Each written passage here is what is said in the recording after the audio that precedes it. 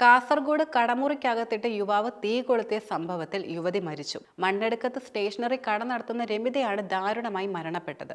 കടമുറി ഒഴിയാൻ ആവശ്യപ്പെട്ടതിന്റെ പ്രതികാരമായി യുവാവ് യുവതിയെ കടമുറിക്കകത്തിട്ട് ദേഹത്ത് തീ കൊളുത്തി. ചൊവ്വാഴ്ച വൈകിട്ട് 3:15 ഞെട്ടിക്ക് ഈ സംഭവം നടന്നത്. തമിഴ്നാട് ചിന്നപട്ടണ സ്വദേശി രാമമൃതം തിന്നറൊഴിച്ച് തീ കൊളുത്തിയതിനെ തുടർന്ന് അത്യാസന്ന നിലയിൽ ചികിത്സയിലായിരുന്നു രമിത ഉണ്ടായിരുന്നത്. ഇന്നലെ രാത്രിയോടെ മംഗലാപുരത്തെ ആശുപത്രിയിൽ വെച്ച് രമിത മരിച്ചു. റിമാൻഡിൽ കഴിയുന്ന പ്രതി രാമമൃതത്തിനെതിരെ ഇനി കൊലക്കുറ്റമായിരിക്കും ചുമത്തുക.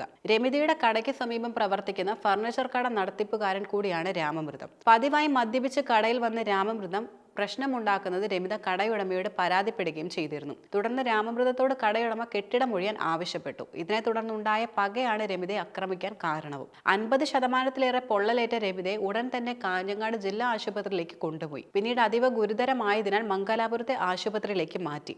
എന്നാൽ ജീവൻ രക്ഷിക്കാൻ കഴിഞ്ഞിരുന്നില്ല. രാമമൃതത്തെ അന്ന് തന്നെ പോലീസ് കസ്റ്റഡിയിലെടുക്കുകയും ചെയ്തു. സാധനങ്ങൾ എടുത്തുകൊണ്ട് പോകാൻ മാത്രം ചില ദിവസങ്ങളിൽ കടയിലെത്തിയ രാമമൃതം ചൊവ്വാഴ്ച വൈകിട്ട് ചെറിയൊരു പന്തവും തീപ്പെട്ടിയും കയ്യിൽ സൂക്ഷിച്ചായിരുന്നു വന്നിരുന്നത്. നേരെ യുവതിയുടെ കടയിലെത്തി ദേഹത്ത് തിന്നറൊഴിച്ച ശേഷം തീ കൊളുത്തി. ഉടൻ തന്നെ ബസ്സിൽ കയറി ഇയാൾ രക്ഷപ്പെടാൻ ശ്രമിച്ചു. എന്നാൽ നാട്ടുകാർ പ്രതിയെ തടഞ്ഞു വെക്കുകയായിരുന്നു. പിന്നീട് യാത്രക്കാരും ബസ് ജീവനക്കാരും ചേർന്ന് പ്രതിയെ പിടികൂടി പോലീസിൽ ഏൽപ്പിക്കുകയും ചെയ്തു. മദ്യപിച്ചെത്തി ശല്യം ചെയ്യുകയെന്ന രമിതയുടെ പരാതിയെ തുടർന്ന് പോലീസ് ഇടപെട്ട് ഫർണിച്ചർ കട അടപ്പിക്കുകയും ചെയ്തിരുന്നു.